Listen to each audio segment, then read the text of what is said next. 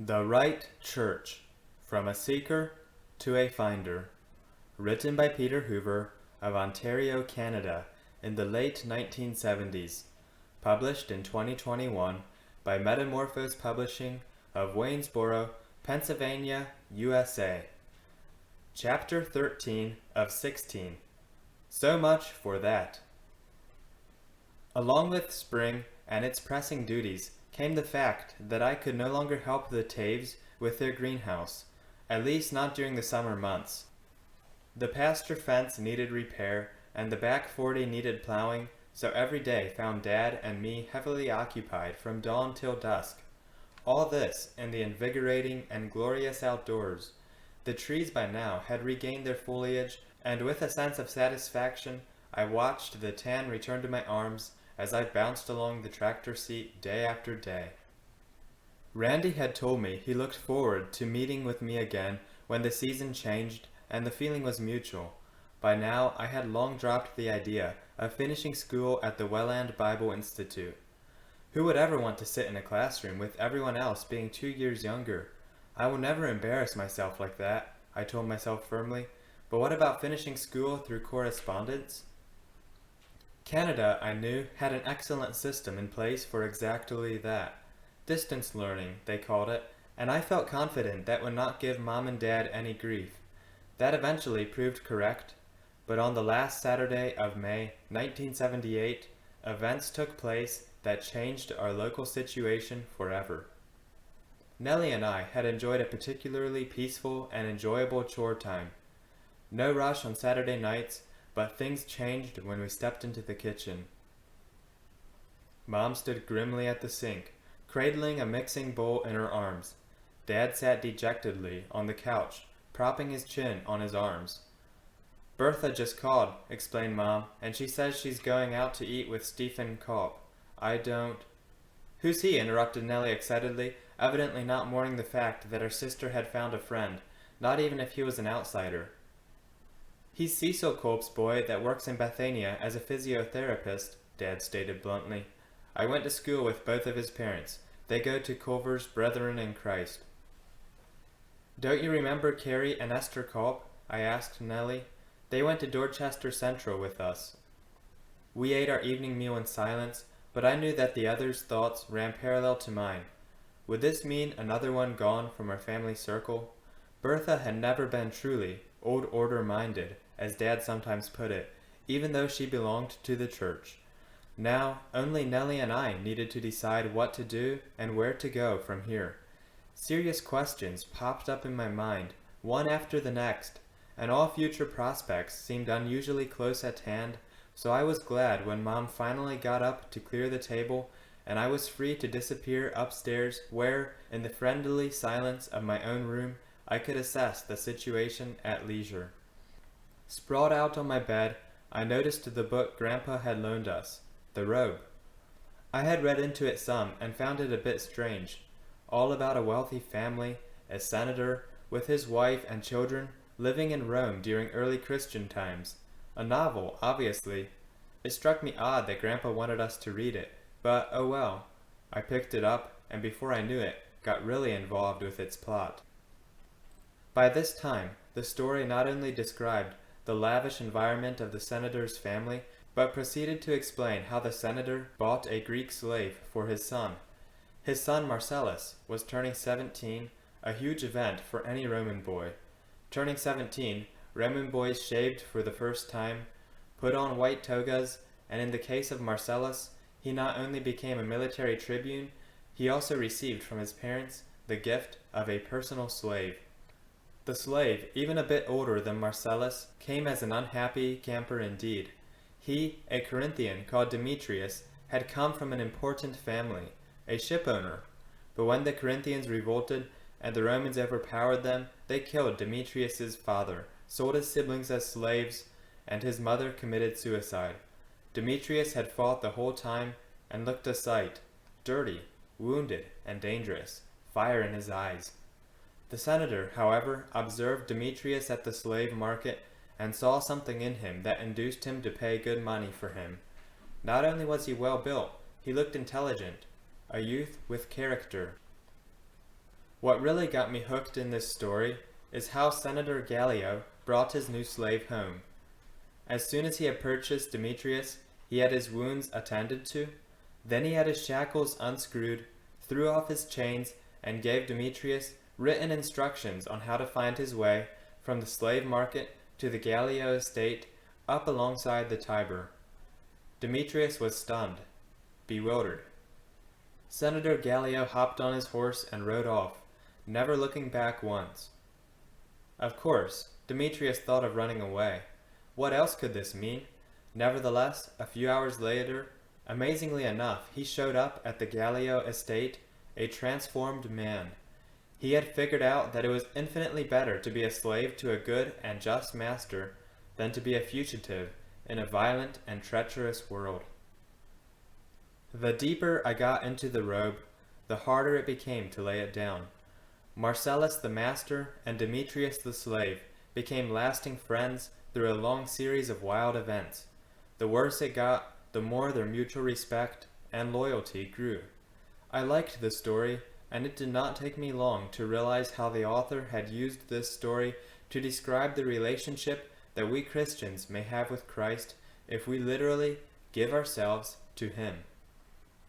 Slaves of Christ, I found the idea both sobering and exhilarating.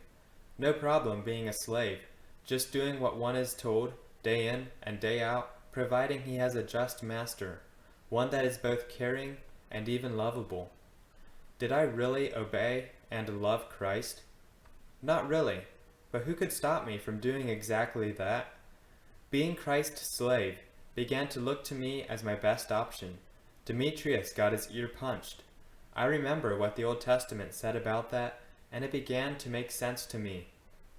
I kept on reading longer than I should have, so it seemed all the quicker when urgent loud noises roused me, just before midnight. "John! Girls!" I heard Mom yelling up the hallway. "It looks like the church house is burning!" Swinging out of bed, I saw at once a weird light flickering in the sky behind the barn, and panic seized me. Grabbing my clothes, I flew down the stairs, buckling up my belt along the way.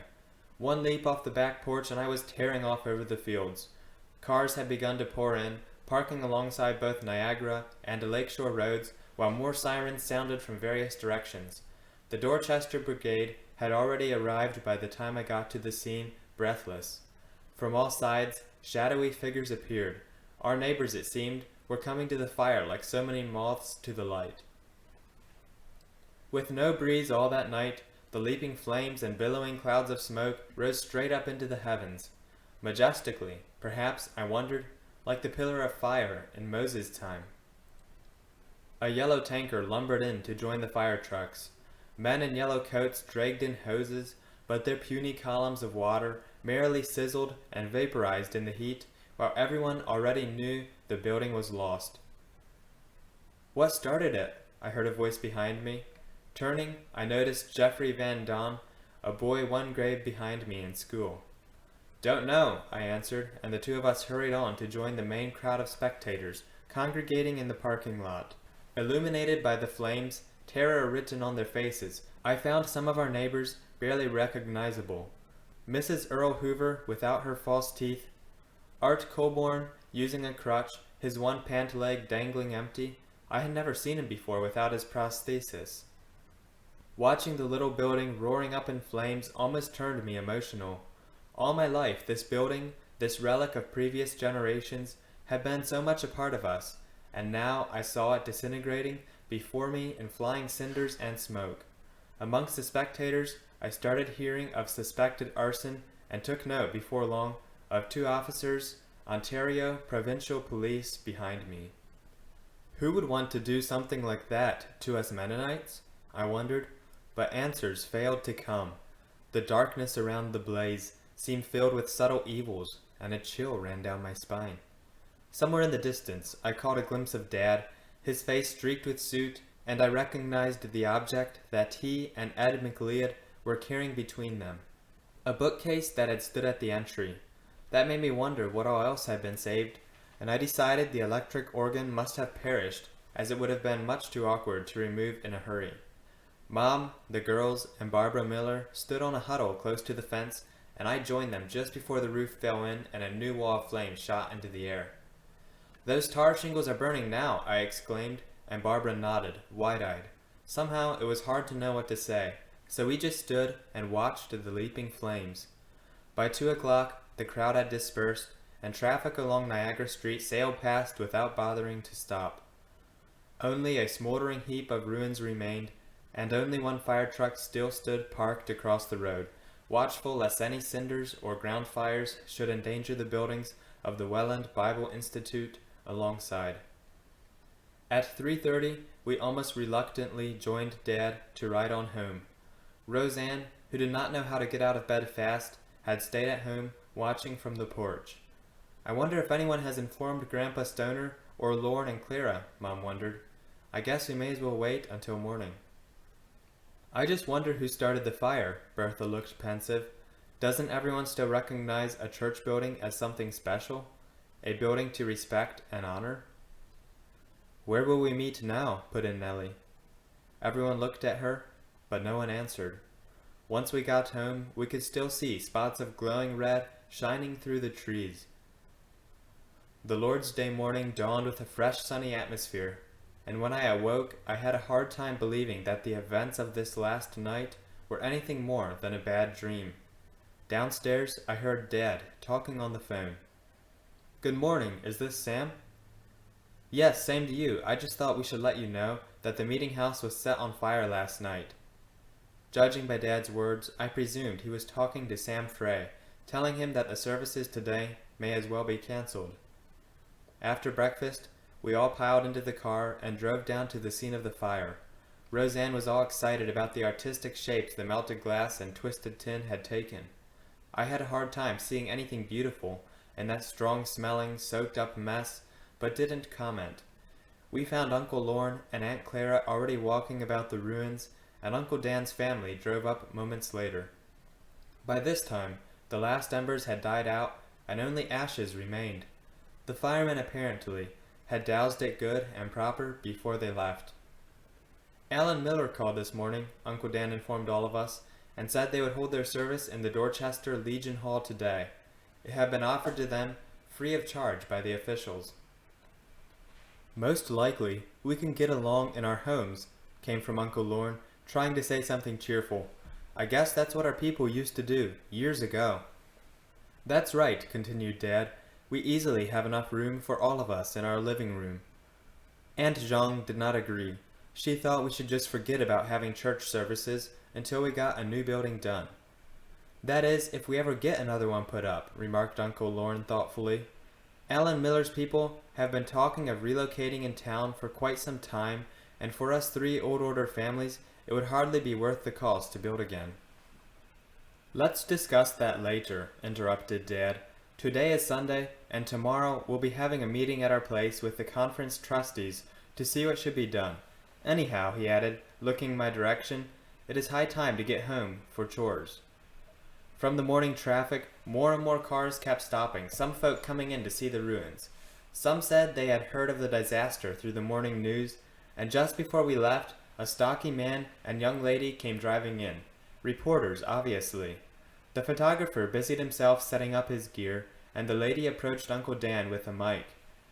"Imagine that!" exclaimed Nellie as we drove off. "Uncle Dan, on TV." Dad didn't respond, so I guess he was less than excited about it. Sundays without a meeting were always boring. Bug meetings, we called them. Not sure where that came from, but apparently from some German idiom. This day turned out to be no exception, only we kept getting calls from our local friends and neighbors who wanted to express their sympathy. Some of them just wanted to know what happened. Others were eager to help as soon as the rebuilding would begin. Everyone, apparently, had always appreciated seeing the little white Mennonite meeting house.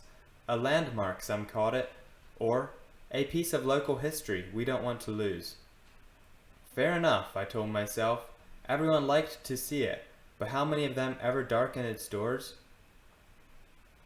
Most of the afternoon, I sat curled up on a porch swing, reading about Marcellus and Demetrius, how they were banished to Palestine, and all the troubles that ensued. A captivating story. Will I ever become a true slave of Christ? Swinging lazily back and forth, I allowed my thoughts to wander. Things had sure turned out different than what I had expected, but where would all this lead? It was fun to suppose. Would everything here in southern Ontario just come apart and a third world war begin like Andreas and his family so confidently told us? What about the society of friends? Would I eventually find myself in a communal society? God's justice in perfect equality with a message of peace and goodwill for all? Every so often, Rudolf Weinhardt still showed up at our farm, and I kept on reading things written by Eberhard Arnold and J. Christoph Blumhardt. Or does my future lie in education, writing, and publications, like Dr. Fretz and Frank Epp both hoped it would? So many things they said intrigued me. I thought of Geert Groot's writings, and Jacques came to mind. Surely I would never become a Roman Catholic, or would I? Something of Jacques' quiet and confident way told me that following Jesus really had little to do with what church group one belonged to. Everything depended on personal links to God. Jacques and his Alarc community, now establishing itself at Richmond Hill near Markham, somehow managed to keep their focus on Christ while remaining Catholic. So many ways one can look at things. Almost anything looks good from one angle, and if one gets critical, everything starts to look bad. Besides these options stood the well-established and accomplished Anabaptist groups like the Holdeman Mennonites or the MBs. I liked Randy a lot, and to be sure, it would really be easy to just go with the flow on that one, especially with the links I already had. That made me think of Grandpa Stoner, but on sudden impulse I ran upstairs to see if I still had the scrap of paper that Bruce, up at the bookstore in Hamilton, had written his address onto. Sure enough, I found it, not a problem. Down in Dad's study, I also found our Ontario Road Atlas, with a nice page on Hamilton, and took it out to veranda to peruse it. In the kitchen, Mom sat by the table, writing a letter, and when the screen door banged again, she called out, "Who's there?" "Just me," I answered, and did not offer any explanation as to what I was after, for fear that her suspicions might be aroused. If Dad knew of my interest in another church, especially an unconventional one with no good pedigree, it would be hard telling just what his reaction might be. Using Bruce's address, I could see that he lived way up on the mountain, behind Hamilton and Burlington Bay, in a suburb called Burkholm. If the Lord wills, I resolved, I'll get to see those people sooner or later. Just before chore time that Sunday night, a gray two-door Impala pulled in and a tall, decently dressed guy came walking in. I sat up with a start when I recognized his features. Without a doubt, he would have to be Carrie Culp's older brother. Bertha let him in, and Dad appeared from the bedroom, a somewhat artificial-looking smile on his face. "Well, hello," he greeted Stephen as they shook hands. "You sure resemble your Uncle George. Is he still living down at Chatham?" Bertha's cheeks were pink, and I knew that she was unhappy with Dad's immediate reference to her friend's appearance. "That's a nasty old order habit," she had once complained. "They always start by discussing who looks like who and how they connect." Dad's way, however, did not change. After eating with us, Stephen and Bertha left almost immediately for the evening service at Culver's, so Nellie and I prepared to do the chores alone. On Sunday nights, Bertha often joined us in the barn. Mom's shoulders sagged, I had noticed, as she plunged the stack of plates into the sudsy dishwater at the sink. 2 weeks later, when I came in with the morning's mail, I chanced to come upon an animated discussion in the kitchen. Bertha stood ready to go to work, and Dad, still in the house, already had his coveralls and barn cap on. "You mean to say he's already 30 years old?" Mom was asking. "Well, of course," Bertha answered sharply. "An education for physiotherapy isn't acquired in one's teenage years." "How long has he worked at Bethania?" Dad wanted to know. "He started 8 years ago, just after I did, and he's worked steady ever since, except when he had to be at the college. He's got his own apartment in the city." "Here's a letter for you, Dad." I grabbed my chance to interrupt, "and it looks like it comes from Bishop Sam Frey. At least it's postmarked, Elora, his home address." Dad reached eagerly for the envelope, and with a pin from Mom's cushion, opened it carefully. Before he got done, he sat down, and for some time did not remark on its contents. Bertha, off the hook, had rushed out and did not bother waving as her little yellow bug sped past the house. Norman had kept his word, and the vehicle was back in ship shape. Dad finally spoke. Sam Frey writes that in a recent meeting of all the Waterloo ministers, it was decided to discontinue the work at Dorchester. They figured that since the meeting house is gone anyhow, and only 3 families remain, it is barely worthwhile to keep the work going, so they advised us to sell out and move to their area. Ignoring Mom's expression of indignation and shock, Dad paused before he said the rest. I should also mention the fact that since we no longer maintained the standards of having all our cars black, that we no longer maintain strings on our women's head coverings, and that some of our members have refused to keep other old order customs, we have damaged our relationship with the Brotherhood in Waterloo County. Mom was distressed. Whatever could they mean, she wailed. All these years we have painstakingly obeyed what we were taught from little up. But it is also common knowledge that Bertha and Uncle Dan's womenfolk only put their covering strings on when the ministers come, Nellie reminded her. We are also the only family with a black car. As far as I am concerned, Dad spoke with feeling, we have maintained just as consistent a standard here as the ones up there. Remember those young folks that came this spring? I'll have to show this letter to your brothers, he nodded to Mom, and that right shortly.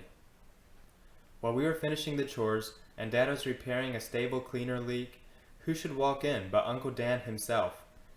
Dad knew he had his opportunity, and while cleaning up the alleyways, I heard snatches of the conversation that followed.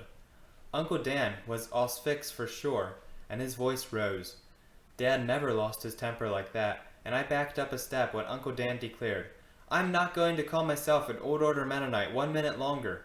Next Sunday we're going to Alan Miller's meeting at the Legion Hall, and we'll be there for good. I don't know whether that is for the good, Dad said meekly, but Uncle Dan was not listening. The Conference Mennonites are the only ones here that have been a light to the world all these years, and if you want to prove it, consider the fact that even the McLeods and the Van Dons are attending Alan's meetings now. All that we've accomplished so far amounts to nothing, plain nothing. The door banged shut behind Uncle Dan, and Dad watched his blue car sailing around the corner and out to the road. For a long time he stood there, staring out the dirty barn window, his hands shoved deep into the pockets of his coveralls. Done with chores, I picked up my gear and headed out to fix fence, a strange sensation in my mind. Was Dad really beginning to let loose from the old order way? What else could he do? But if we go anywhere, where shall it be? With Norman and Bertha to Culver's? Dad didn't like their second work of grace thing. He always said we Christians should have constant works of grace, not just 2, but 200. Alan Miller's conference church was out of the question for Dad. He and Alan, historically, disagreed on almost every subject that got onto. The Russian Mennonites, the German Methodists, who stopped speaking German 100 years ago. My thoughts began to whirl, and the cosmos around me took on far greater proportions than what I could see from the cow pasture where I worked. Fixing fence, I declared to myself. All the fences around us are breaking down.